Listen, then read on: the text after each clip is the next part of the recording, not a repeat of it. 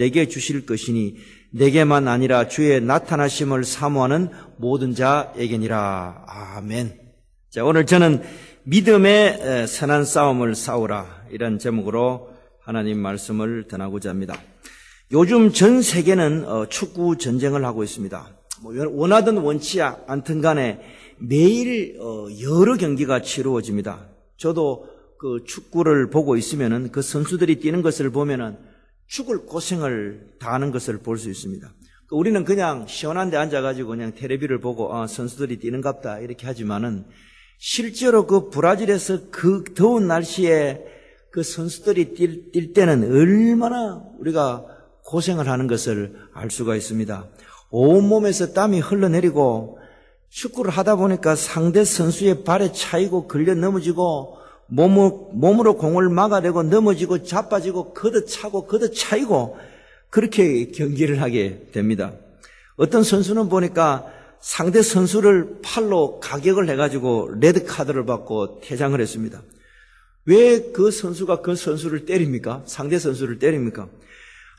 해도 경기가 안 풀리니까 너무 화가 나고 상대 선수가 너무 빠르고 잘하고 이러니까 그냥 가서 그냥 팔로 때리다가 그냥 레드카드 먹고 퇴장을 당하게 되는 것입니다.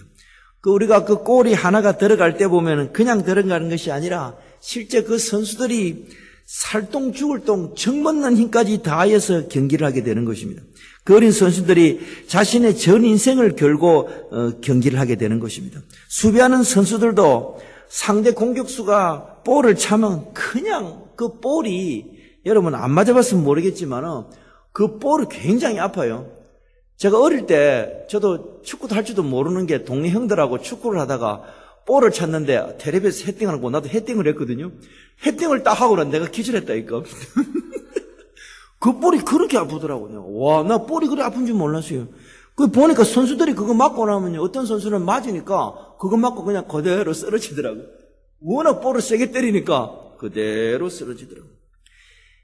여러분, 보면은요, 그 이마에 땀이 튀고 막 선수가 막 땀이 줄줄 흐르고 온몸이 땀인 것을 볼 수가 있는 것입니다. 여러분, 왜 선수들이 이렇게 죽을 힘을 다하여 자기 몸을 아끼지 않고 그 월드컵에서 자기의 모든 것을 왜 다 쏟아붓습니까? 어떤 선수는 말하기를 이번에 우리 한국 선수들이 축구를 할 때는 90분을 모든 힘을 다 쏟아가 뛰어가지고 나중에 라커룸에 오면은 막 구토질이 난대요. 너무 열심히 뛰어가지고. 그 정도로 해라, 그렇게 이야기를 합니다. 왜 이 선수들이 이렇게 죽을 힘을 다하여 자기 몸을 아끼지 않고 월드컵에 자기 모든 것을 쏟아붓습니까? 그 이유는 우리가 두 가지로 압축할 수 있습니다. 첫째는 부름이고 둘째는 영광이기 때문인 것입니다. 국가가 나를 그 경기장에 불러줬기 때문에 내가 지금 그 자리에 서 있는 거고, 그리고 그 경기장에서 내가 최선을 다해 뛸 때 내 개인에게 영광이 있기 때문에 최선을 다해 뛰는 것입니다. 그래서 자기 몸을 아끼지 않고 그 경기에 자신을 다 바쳐 경기에 임하는 것입니다. 여러분, 오늘 성경에도 보면은 우리 기독교인들도 역시 싸움을 하게 되는데, 선한 싸움을 하게 되는데, 그 이유가 뭐냐 하면은 우리가 다 하나님으로부터 전도인으로 부름을 받았다는 거예요. 전도인으로 부름을 받았고, 그 다음에 우리의 영광은 뭐냐? 우리가 믿음을 지키고 하나님 앞에 갔을 때 의의 면류관이 예비되어 있다. 우리도 마찬가지입니다. 우리도 하나님으로부터 부름을 받았고, 우리가 이 세상을 마치고 하나님께로 갈 때는 의의 면류관이라는 영광을 받기 때문에 우리도 선한 싸움을 해라, 그렇게 말을 하고 있는 것입니다. 여러분, 이번에 보니까 미국 선수가 상대 선수의 발에 차여가지고 코가 다 깨졌어요. 그 피가 줄줄 흐르는 걸 봤습니다. 나중에 보니까 이 얼굴을 너무 세게 맞아가지고 그 90분 내내 맞고 난 이후에 정신이 차려지지 않았다는 그런 이야기를 들었습니다. 그러나 그 선수가 다시 일어날 때는 미국 사람들이 니 잘한다고 그렇게 박수를 치주는 것입니다. 우리 자신도 그렇습니다. 우리도 하나님께 부름을 받았고 하나님께 받은 그 부름을 위해서 우리가 전도인의 임무를 다하고 근신하며 고난을 받을 때는 우리도 하나님으로부터 의의 영광의 면류관을 받게 되는 것입니다. 우리 자신도 하나님과 하나님 나라를 위해서 죽을 힘을 다해 뛰게 되면은 하나님께서 나를 부르셨고 그 부름에 응답하여 죽은 힘을 다 뛰게 되면은 우리 자신에게도 하나님께서 영광을 베풀어 주게 되는 것입니다. 자, 그러면은 우리는 첫 번째로 생각할 것은 하나님의 부름에 어떻게 응답해야 될까요? 자, 첫 번째 생각할 것은 믿음의 선한 싸움에 대해서 생각해 보고자 합니다. 여러분, 우리가 신앙이라는 것은 우리가 신앙을 갖고 싶다고 해서 신앙을 가진 것이 아니라 하나님께서 하늘에서 우리에게 신앙을 부어주셨습니다. 그렇기 때문에 이 신앙이라는 것은 내 것이 아니라 하나님께서 하늘로부터 내 심령에 성령으로 부어주셔서 우리가 신앙이 있게 되는 것입니다. 여러분, 오늘 우리가 여기에 왜 와서 예배를 드리느냐? 하나님께서 하늘에서 우리에게 성령을 부어주셔서 믿음을 줬기 때문에 오늘 우리가 여기 와서 예배를 드리고 있는 것입니다. 그래서 우리가 성부 하나님이 계시고 우리 성자 예수님이 계시고 그래서 성부 하나님과 성자 예수님이 우리에게 두 분이 같이 합하여서 우리에게 성령을 줬다는 동방교회가 있고 그 다음에 서방교회에서는 성부가 성자를 통해서 우리에게 성령을 줬다는 그런 서방교회의 논리가 있습니다. 신학적 논리. 어쨌든 간에 성부와 성자는 우리에게 성령을 주셔서 우리가 예수를 믿게 되었던 것입니다. 자, 그래서 우리에게는 성령이 와서 그 하나님 보좌 우편으로부터 성부 성자를 통해서 성령을 통해서 우리가 예수를 믿게 되었습니다. 그러면은 우리가 믿는 사람이 되는데 이 믿는 사람이 되는 것은 예수 믿는 것은 우리가 뭐 사람 때문에 뭐 사람이 준 것도 아니고 사람이 이유가 된 것도 아니고 사람으로 말미암은 것도 아니고 하나님께서 우리에게 그 믿음을 우리에게 주신 것입니다. 자, 그렇다면은 우리가 하나님으로부터 이 믿음을 받는 이 부름을 받았다 그러면은 어떻게 되느냐? 우리 인격과 영혼에 어떤 일이 일어나느냐? 인격과 영혼에 어떤 일은 한판의 결전의 선한 싸움이 벌어지는 것입니다. 이것은 개인적이고 교회적이고 우리 현실 안에서 우리 이 신앙이라는 것은 하늘로부터 내려온 이 신앙이라는 것은 개인적으로나 교회적으로 우리 현실에서 한판의 선한 싸움이 벌어지게 되는 것입니다. 여러분, 신앙은 우리가 하늘에서부터 신앙이 내려왔는데 그 신앙은 절대로 조용히 가만히 있다가 곱게 있다가 이쁘게 화장 착 칠하고 손톱 발톱에 매니큐어 칠하고 곱게 하나님 나라로 들어가는 것이 아니라 우리가 예수를 믿게 되면은 이 세상에서 수없는 신앙의 전투, 믿음의 싸움을 하면서 패배자가 아니라 승리자가 되어서 하나님 나라로 들어가게 되는 것입니다. 절대로 우리가 신앙을 갖게 되면은 그냥 곱게 우리가 하늘나라로 들어가는 것이 아니라 선한 싸움을 할 수밖에 없는 게 우리 기독교인의 믿음인 것입니다. 그래서 믿음이 왔으면은 선한 싸움을 할 수밖에 없는 거예요. 손에 발에 매니큐어 칠하고 곱게 있다가 하나님 내 영혼을 받아주세요. 이거는 믿음의 사람이 아닌 것이에요. 우리는 싸우고 투쟁하고 저항하고 그 힘든 상대를 계속 싸워서 이겨나가는 것이 바로 신앙인의 자세인 것입니다. 그래서 여러분 데살로니가 2장 2절에서 이렇게 말하고 있습니다. 너희 아는 바와 같이 우리가 빌립보에서 고난과 능력을 당하였으나 우리 하나님을 힘입어 많은 싸움 중에서 하나님의 복음을 너희에게 말하였다. 이렇게 말하고 있는 것입니다. 여러분, 사도 바울은 이 사도는 뭐라고 하는가 하면은 내가 너희들에게 복음을 전했는데 예수 그리스도의 복음을 전했는데 그 복음이 그냥 전해진 것이 아니라 많은 싸움 중에서 많은 전투 중에서 너희들에게 복음이 전해지게 됐다. 그렇게 말하고 있는 것입니다. 사도 바울이 복음을 전했는데 가는 것마다 일이 잘 되고 형통하고 이런 게 되는 것이 아니라 수많은 전투와 싸움을 하면서 그 빌립보 교인들에게 복음을 전했다고 그렇게 말하고 있는 것입니다. 그래서 뭐라는가 하면은 우리가 그 싸움을 위해서 고난과 능력을 많이 당하였으나 하나님의 힘을 힘입어 너희에게 많은 싸움 중에 복음을 전했다. 이렇게 말하고 있는 것입니다. 그렇기 때문에 우리는 어떤 사람들이냐? 우리가 하늘로부터 성령을 받아서 하나님의 은혜로 예수를 믿게 되면은 어떻게 되느냐? 우리는 복음의 군인, 복음의 전투자, 복음의 전사가 되는 것이에요. 내가 좋게 말해서 전사, 군인, 전투자인데 쉽게 말하면 우리는 복음의 싸움꾼이 된다 이 말이에요. 그래서 우리는 복음을 위해서 싸우라고 우리가 이 땅에 존재하는 것입니다. 여러분, 우리 한국 사람들은 유교적 가치관이 있습니다. 그래서 우리가 유교적 가치관에서는 우리 기독교에는 목사가 있듯이 유교적 가치에는 선비가 있습니다. 그 유생이라고 합니다. 유생, 우리가 유생, 성균관 대학에 있는 성균관에 있는 유생이라고 합니다. 저희 부친도 그 유생이었어요. 저희 부친도 돌아가시기 전까지 우리 자녀들을 다 불러 모아놓고 하시는 말씀이, 야, 너희들 내가 죽거들랑 내 묘비에다가 절대로 다른 이름 쓰지 말고 유학생 누구누구, 그러니까 학생이라 이게 내가 유학생 누구누구 쓰라 그랬어요.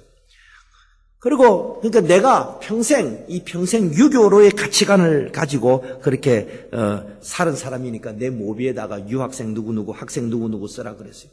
저희 부친이 그랬어요.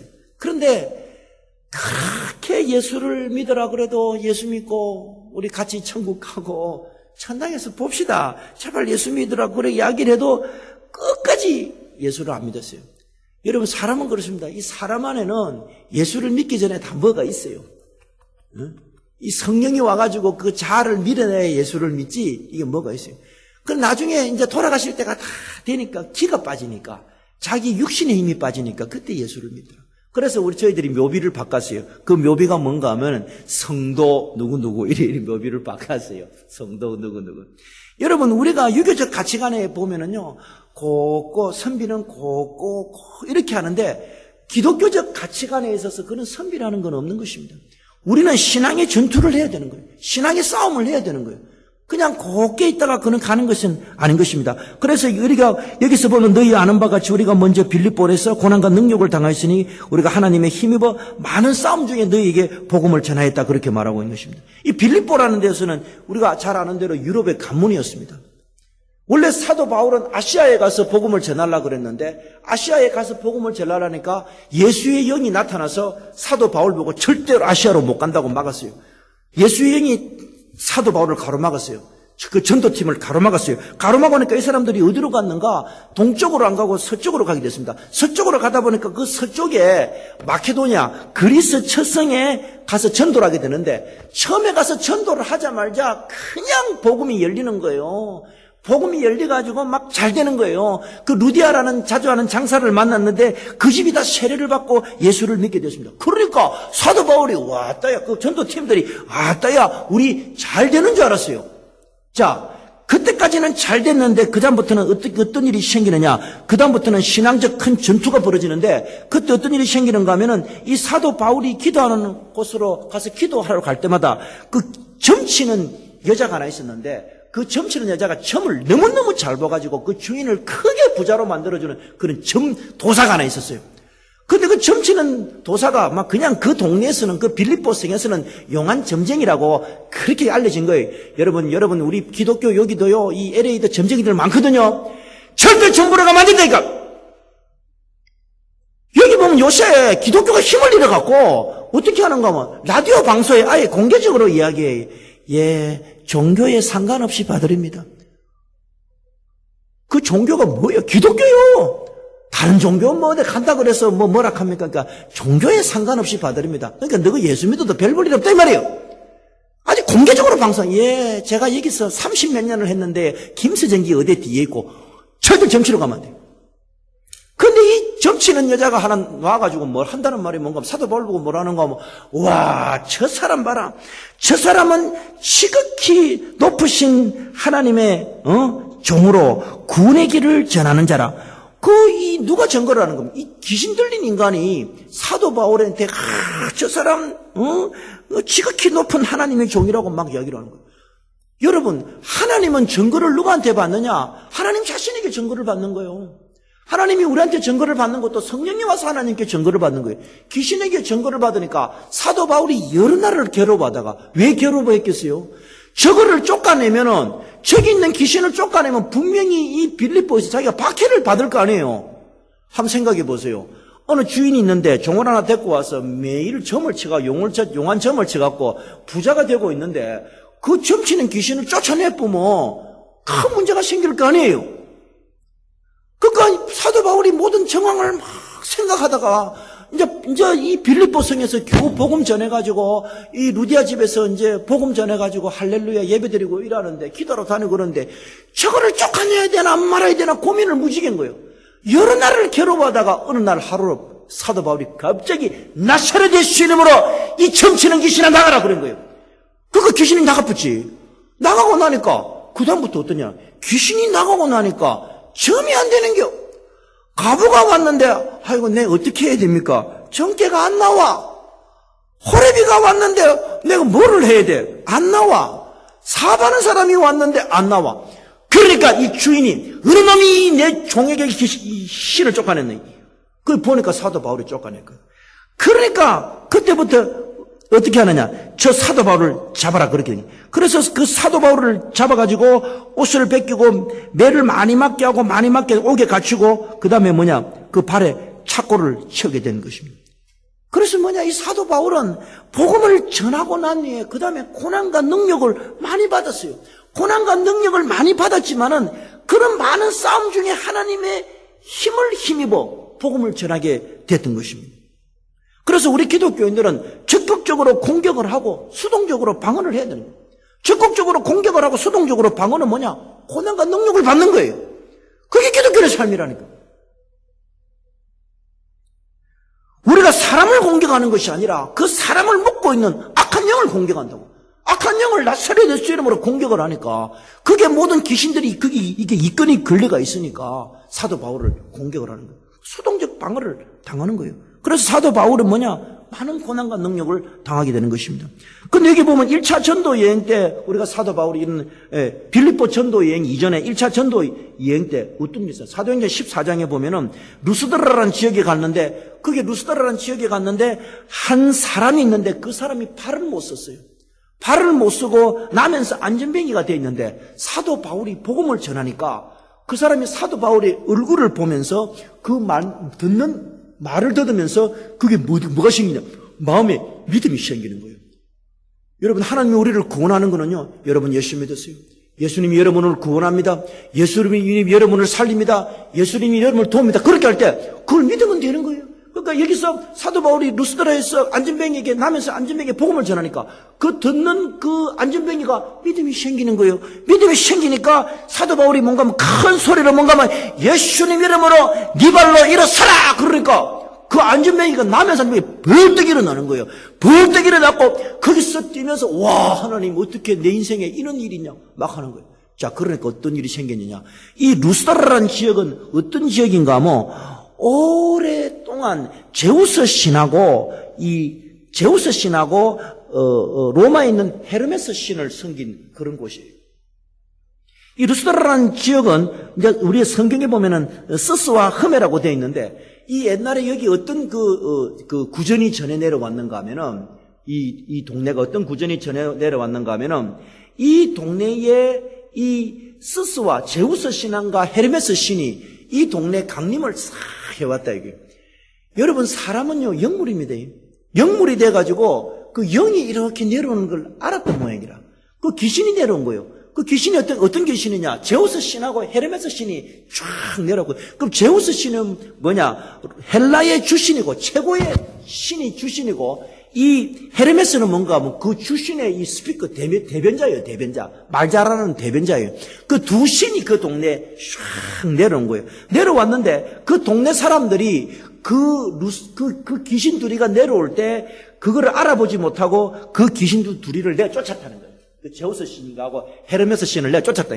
쫓겨나니까 이 두 신이 열받아가지고 화가 나가지고 그 도시를 멸망을 시켰는데 거기 농부 중에 빌레몬이라는 농부하고 아내 바우시스만이라는 이 농부하고 농부 아내가 그 두 신을 환영해가지고 그 두 사람만 그 부부만 살아남았는데 그 둘이가 죽은 후에 그 부부가 죽은 후에 커다란 나무 두 개가 됐다는 거예요. 그러니까 이 루스드라라는 이 지역은 어떤 신이냐? 스스와 흠에를 신기는 제우스와 신과 헤르메스 신을 신기는 그런 도시였어요. 그런 도시에 또 해필이면 사도 바울 혼자 가거나 바나바 혼자 가면 문제가 안 되는데 이 둘이 같이 간 거예요. 빰빠라밤빰 강까지 가요. 근데 이게 바나바는 원래 키가 크고 사람이 볼품이 있고 큰 미남이고 덩치가 크니까 제우스 신처럼 보이고, 사도 바울은 키가 작고 볼품이 없고 이러니까, 근데 말을 잘하거든. 한번 말을 하면 스피치가 좋으니까, 한 사람은 키가 크고 헐칠하고 잘생겼고, 한 사람은 스피치가 좋으니까, 어머나, 저기 우리 루스드라 안전뱅이 꽂혔네. 아이고 잘됐다. 그러면 우리 너희 둘이를 네가 제우스하고 네가 헤르메스 해라. 와가지고 그 두 사람을 신으로 섬기려고 하는 거예요. 졸지에. 여러분, 우리가 복음 전하다가 우리를 섬기면 어떻게 해야 돼요? 노해야지. 섬기라. 이러면 안 되잖아요. 그러니까 그 둘을 섬기려고 그러니까 급하게 막는 것입니다. 급하게 막으면서 우리는 아니고 우리는 하나님을 전하고 예수님 정하는 사람이고 천지와 바다와 그 가운데 모든 것을 지으신 그 하나님께 돌아오라고 복음 전하는 사람이지 우리가 신이 아니라고 그래요. 루스드라에서. 그러고 나니까 얼마 안 돼서 어떤 일이 유대인들이 안디옥과 이온에서 무리들을 끌고 와가지고 바울을 모아놓고 바울을 돌로 쳐서 죽이는 거예요. 돌로 쳐서 죽이는 거예요. 뭘 돌로 막 쳐가지고 죽여놓고, 이제 다 죽었으니까 이렇게 옛날에는 성이라고 해봤자 한 2m, 3m 봤네. 야, 죽었다. 하나, 둘, 하고 던진 거예요. 죽었어요, 여러분. 복음 전하다 죽었어요. 죽었는데 돌에 맞아 피투성이가 돼갖고 시체로 성 밖에서 내쳤는데 제자들이 모여서 사도 바울 주위를 빙 둘러서니까, 참 그런 거예요. 빙 둘러서니까, 사도 바울 주위에 빙 둘러서니까 사도 바울이 하나님의 신비한 능력으로 다시 살아나게 돼요. 여러분, 우리가 복음을 전하고 예수 복음 전하고 기독교를 전하고 정통 신앙을 전하고 이럴 때 많은 갈등이 있고 문제가 있습니다. 그럴 때 심지어는 죽을 수도 있는 거예요. 죽으면 그냥 죽는 거예요. 그 죽는다 그래도 죽는 게 아니에요. 하나님이 다시 살리는 거예요. 그래서 사도 바울이 다시 일어나가지고 바나바와 여러 곳에 전도를 하면서 하는 말이 있어요. 뭐라느냐? 쭉 돌아가면서 루스드라와 이고니온과 안디옥에 돌아가서 제자들의 마음을 굳게 하고 믿음에 거하라 하고 하는 말이, 우리가 하나님 나라에 들어가려면 많은 환난을 겪어야 된다 그래요. 여러분, 우리가 시험 환난 어려움 겪습니다. 우리가 시험 환난 어려움을 겪을 때 우리가 어떤 사람이 됩니까? 우리가 시험 환난 어려움을 겪을 때 뭔가 이 땅에 소망이 없다. 여러분, 우리는 이 땅에 분명히 소망이 없는 사람들이에요. 소망이 없지요. 소망이 없지만 우리는 이 땅에서 복음으로 싸워야 됩니다. 우리가 소망이 없다거나 도망가면 안 돼. 사실 이 땅에 소망이 없지. 우리의 소망은 하나님 나라죠. 하나님 나라에 가는 게 우리의 소망이죠. 그럼 이 땅에 소망이 없다고 그래가지고 우리가 도망을 간다. 그건 아니라. 우리가 이 땅에 소망이 없기 때문에 더 복음을 위해서 싸워야 되는 것이죠. 여러분, 저도 목사 되고 난 이후에 시험하려면 어려움 많이 겪다 보니까 요새는요, 제가 어떻는가 하면, 진짜, 요새는 세상에 좋은 게 없어요, 제가. 뭘 봐도 옛날에 제가 한 30대만 해도 좋은 거 보면, 어때야, 좋네, 갖고 싶다 이런 것이 있는데요. 뭘 보면, 옛날에 어릴 때는 여행 가고 싶다가 많았어요. 다른 나라 가고 싶다. 여행하고 싶다 이런 게 이제, 요새는 좋은 게 하나도 없어요. 좋은 게 없고, 딱 내가 소원이 2가지밖에 없어요. 그 소원이 2가지면 뭔가 하면, 어떻게 하면 내가 좀 하나님을 좀 더 기쁘게 할까? 어떻게 하면 좀 하나님을 좀 행복하게 해드릴까? 그거 하나 하고, 그 다음에 어떻게 하면 목회를 또 좀 더 잘할까? 그거 2가지밖에 없어요. 점점 시험 환난을 겪다 보니까 세상이 정이 떨어지는 거예요. 만약에 제가 내 하는 일마다 잘 되고 하는 일마다 형통했다 그러면은 얼마나 이 세상에 소망이 많겠어요? 사도 바울이 뭔가 하면 우리가 하나님 나라에 들어가려면 많은 환난을 겪는다 그렇게 말을 하고 있는 것입니다. 여러분, 예수님께서도 우리에게 말씀하시기를 그랬습니다. 세상에 소망을 가지지 마라 그랬어요. 우리를 위하여 우리를 위해서 보물을 땅에 쌓아두지 말라. 거기는 종과 동록이 해하며 도적이 구멍을 뚫고 도둑질을 하느니라. 우리가 이 땅에 막 소망을 두고 뭐를 많이 쌓아두면은 그게 전부 다 뭐냐? 종과 동록이 하고 도둑이 구멍을 뚫고 도둑질한다. 우리가 이 땅에서 뭘 많이 하면 될 것 같은데 그렇지 않다는 거예요. 소망을 어디에 두느냐? 하늘에 두라 이게 하늘에 두면서 대신에 우리는 뭐냐? 믿음의 선한 투쟁을 해야 된다 이 말이에요. 두 가지를 같이 해야 돼. 소망이 없다. 난 그렇게 하면 안 돼. 믿음의 선한 싸움을 싸워야 되는 것입니다. 오직 너희를 위하여 또 옵니다. 우리를 위해서 오직 너희를 위하여 보물을 하늘에 쌓아두라. 거기는 좀이나 동록이 해하지 못하며 도적이 구멍을 뚫지 못하고 도적질을 못하느라. 내 보물이 있는 곳에 네 마음이 있다 그렇게 말하고 있는 것입니다. 이 성경과 예수님의 말씀은 우리가 이 땅에 소망을 두지 말고 하나님 나라에 소망을 두라고 그렇게 말씀을 하고 있는 것입니다. 여러분 사도 바울은 빌립보 1장에서 뭐라는가 하면 이는 내가 사는 것이 그리스도니 죽는 것도 유익합니다. 그렇게 말하고 있는 것입니다. 그리고 내가 두 사이에 끼었으니 떠나서 그리스도와 함께 있을 욕망을 가진 것이 더 좋다. 그렇게 말하고 있습니다. 그러니까 이 현 세계에 살고 있지만서도 현 세계에서 초월해가지고 내가 그리스도와 함께 살아도 좋고 하나님 나라에 들어가는 것이 더 좋다고 그렇게 말씀을 하고 있는 것입니다. 그렇기 때문에 우리는 죽는 것 그런 것을 무서워하거나 두려워하지 않고 오직 그리스도와 함께 있는 것이 더 좋다는 것입니다. 이것이 바로 여러분 제대로 된 신앙인의 자세인 것입니다. 그러므로 우리 신앙의 전투, 믿음의 싸움을 하다가 우리가 신앙의 전투, 믿음의 싸움을 하다가 조금 힘들다 그래서 아유 힘들어라 이렇게 포기하면 안 되는 것이에요. 누가 시험을 준다 그래서 또 포기한다. 그것도 안 되는 것입니다. 어렵다 그래서 포기하고 힘들다 그래서 포기하고 마음에 좀 들지 않는다 포기하고 하목사가 시험 준다 그래서 포기하고 장로님이 그 시기에서 그 시기 하다 그래요. 이렇게 하면 안 되는 것입니다. 우리 믿는 사람은 어떻게 해야 되느냐? 어떤 일이 있어도 우리는 뭐냐? 믿음의 선한 싸움에서 뒤로 물러가거나 포기하거나 낙심하거나 자진하는 일이 없어야 되는 것입니다.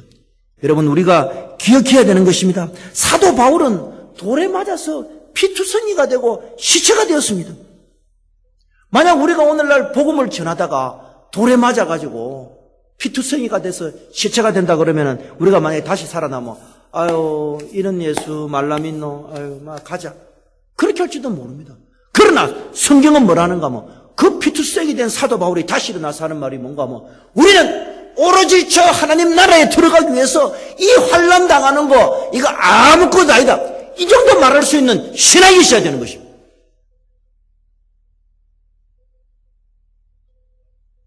그래서 그 치열한 신앙의 전투에서 이 사도는 하나님의 힘을 힘입어 승리하고 또 승리했던 것입니다. 자, 그러면 두 번째로 구약에 있어서 이 신앙의 싸움의 예, 다윗의 예를 한번 살펴보도록 하겠습니다. 여러분 하나님의 사람 다윗에게도 신앙의 큰 투쟁이 있었습니다. 이 투쟁이 무엇인가 하면은 자신의 인생에 죽음의 물이 흘러들어온다는 것입니다. 큰 죽음의 물이 들어와서 내 영혼을 집어삼킨다는 것입니다. 이 구약에서 이 물이라는 것은 뭘 의미하느냐? 죽음을 이야기하는 것입니다. 깊은 수령, 깊은 물이라는 것은 사람이 도저히 헤어날 수 없고 벗어날 수 없는 그런 죽음의 상태를 물로 상징해서 비유를 하는 것입니다. 그래서 이 다윗은 뭐라고 하는가 하면 자신의 인생에 죽음의 물이 들어왔다 그렇게 말하고 있는 것입니다. 시편 69편 1절에서 3절에 이렇게 말하고 있습니다. 하나님이여 나를 구원하소서. 물들이 내 영혼까지 흘러넘치나이다. 내가 설 곳이 없는 깊은 수렁에 빠지며 깊은 물에 들어가니 큰 물이 내게 넘치나이다. 그렇게 말하고 있습니다. 그리고 14절에 보면은 나를 수렁에서 건지사 빠지지 말게 하시고 나를 미워하는 자에게와 깊은 물에서 나를 건지소서. 사람이 깊은 물에 빠지면 죽는단 말이에요. 그리고 큰 물이 나를 엄목을 하거나 깊음이 나를 삼키지 못하게 하시며 이 웅덩이라는 말이 스월, 무덤이라는 거예요. 무덤이 내 위에 와서 삼키지 못하게 하소서. 그렇게 다윗이 큰 죽음을 지금 앞에 보고 있는 것입니다. 다른 말로 하면 큰 물이 와서 내가 지금 죽게 됐다는 것입니다. 제가 신대원에 다닐 때 신대원 제 동기생 중에 한 분이 서울에서 반지하에 살았어요. 이 참 우리가 캘리포니아 살기 어렵다 그래도 우리는 그래도 반지하에는 안 살잖아요. 그죠? 우리는 다 그래도 1층에는 살잖아요. 그죠? 4층에 사는 분도 계시지만. 그죠?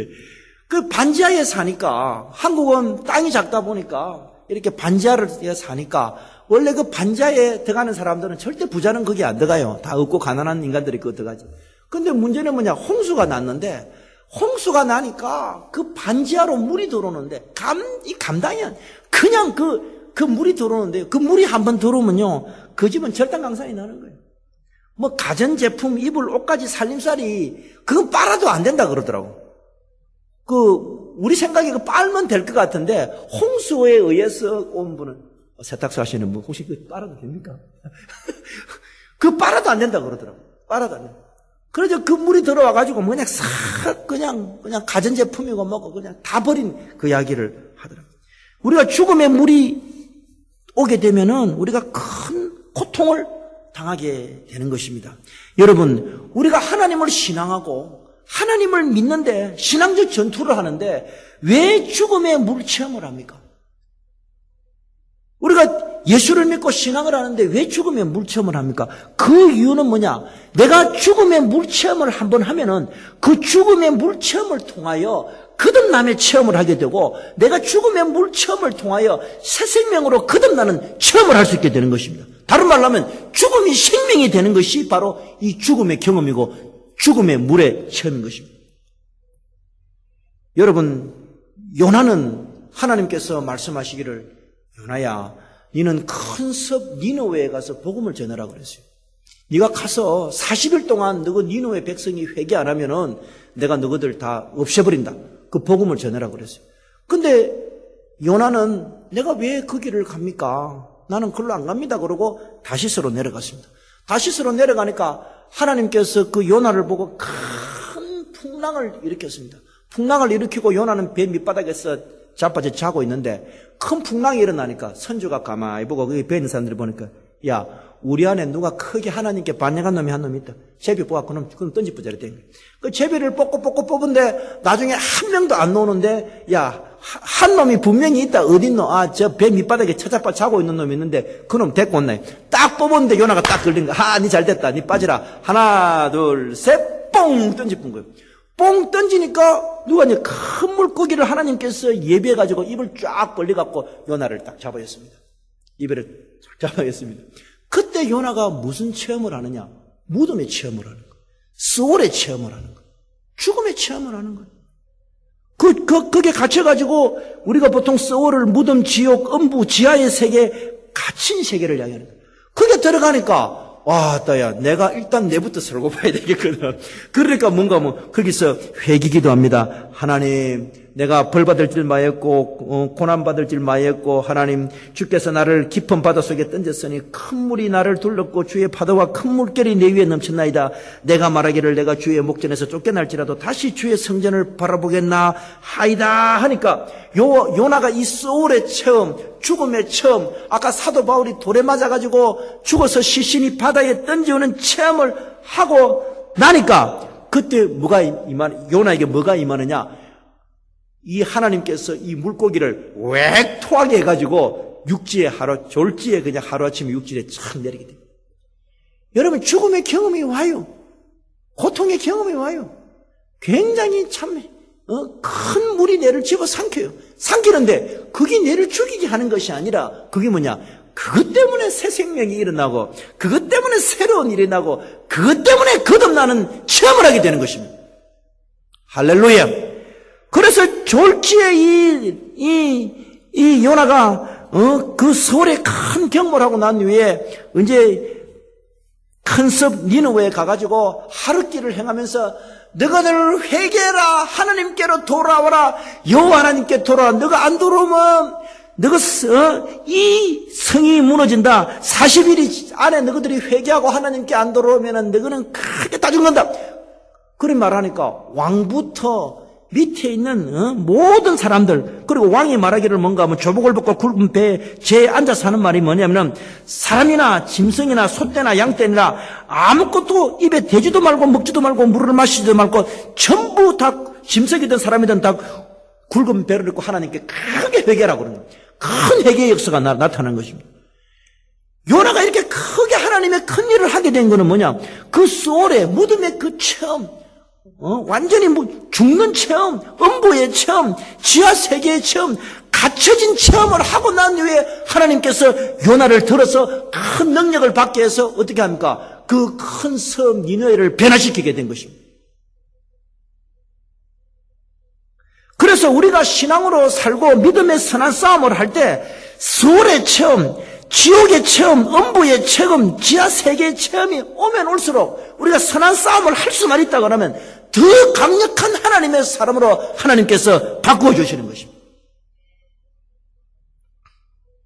예수님께서도 말씀하시기를 이적에 대해서 이야기할 때 나는 요나의 물고기 외에는 할 말이 더 없다 그렇게 말씀하고 바로 이 말이 많은 것입니다.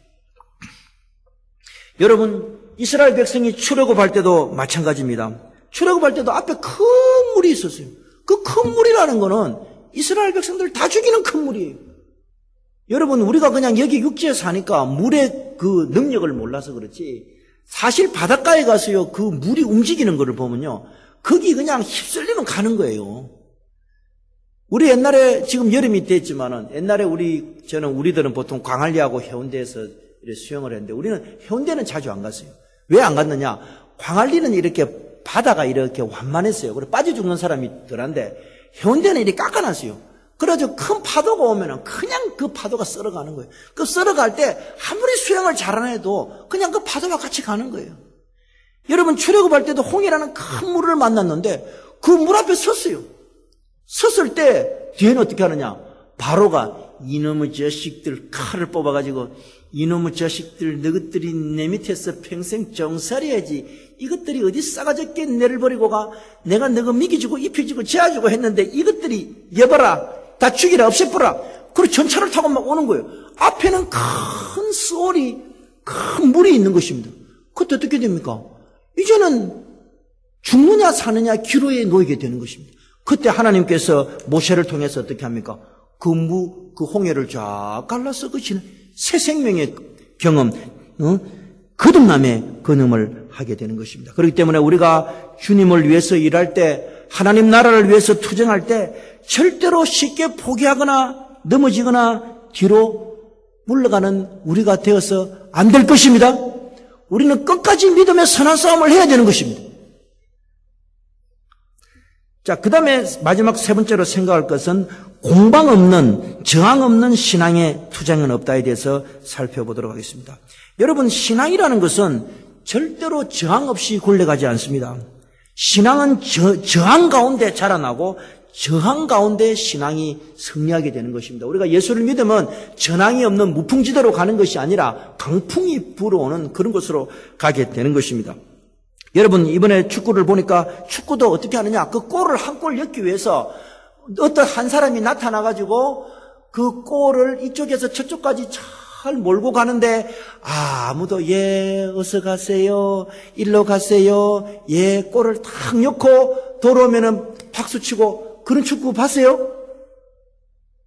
우리 진주 어머니가 한국 국가대표로 나갔는데 저쪽에 오늘 좀 있으면 알제리 지금 좀 있으면 한단 말이에요. 하는데 진주 엄마가 볼을 몰고 가는데 예 가세요.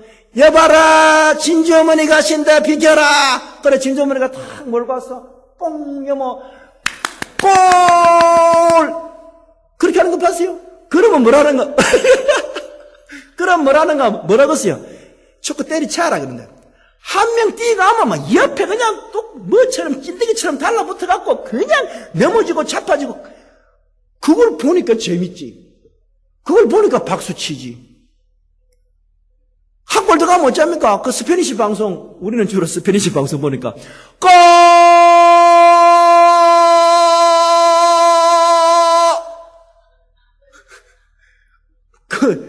계속 그러잖아요. 그냥 그만큼 그게 들어가기 힘드니까.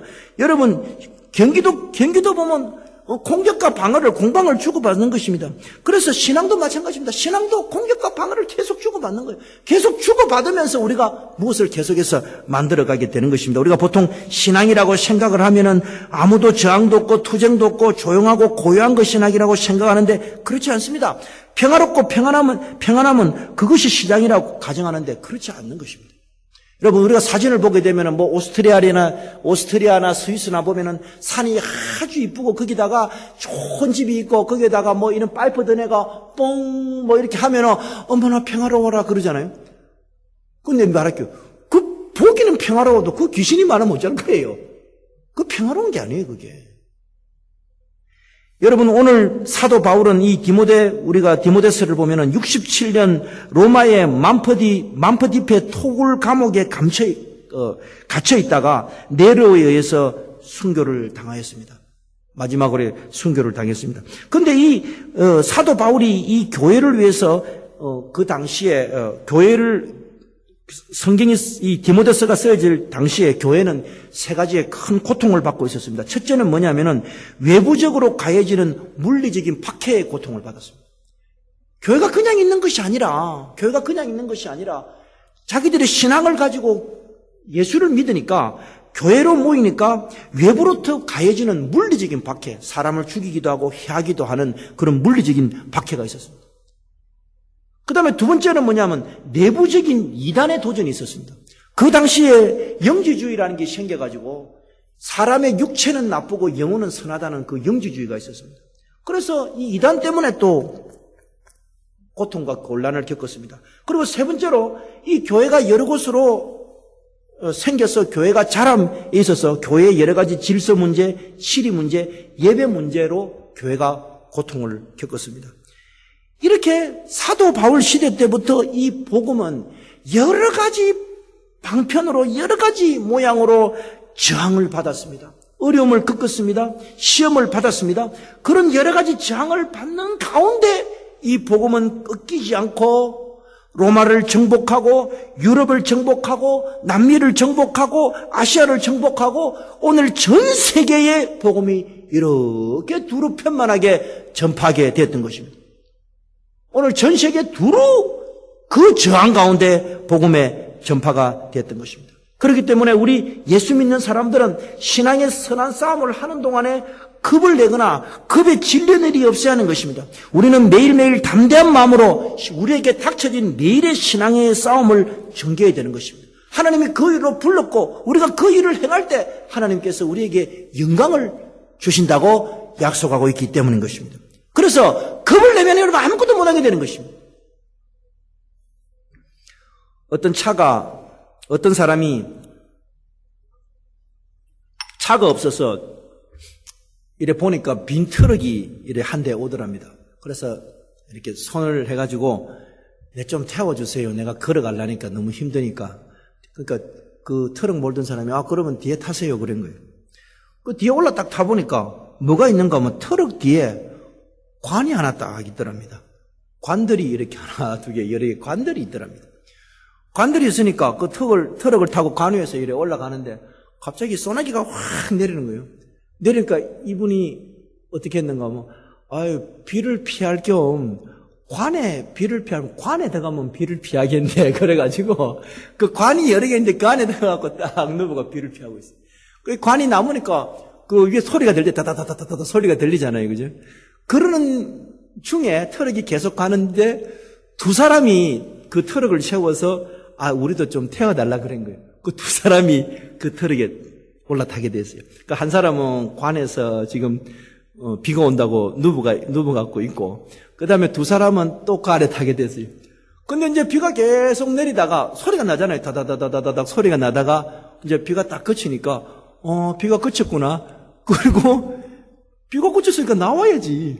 그래서 관을 열고 놓는데 그 뒤에 탄 두 사람이 갑자기 관문이 열리고 사람이 벌떡 일어나니까 차가 가고 있는데 한 사람은 이래 뒤에 붙어 있고 한 사람은 너무 놀란 나머지 트럭에서 뛰어내려갖고 죽었다 그러잖아요. 여러분, 우리가 신앙의 전투를 할 때 겁을 내거나 두려움이 있으면 착실하게 딱 하나님의 부름에 합당하게 딱딱 전투를 치루어 가면은 그 전쟁이 서울의 경험을 하고 무덤의 경험을 하고 깊은 물에 빠지는 경험을 해도 착착 하면은 하나님께서 때가 되심에 우리 교회 여러분들에게 승리의 면류관을 확실히 주실 줄 믿습니다.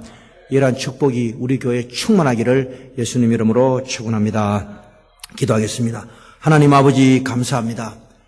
하나님 우리를 도와주셔서 신앙의 싸움을 착실하게 해나가는 우리 벨리연합 장로교회 될 수 있도록 도와주시고 겁을 내거나 두려워하지 말고 저항이 올 때 저항에 주저하지 않고 착실하게 복음의 싸움, 선함 싸움, 믿음의 싸움을 치루어가는 우리 벨리연합 장로교회 될 수 있도록 은혜 입혀 주시옵소서. 예수님 이름으로 기도드리옵나이다. 아멘.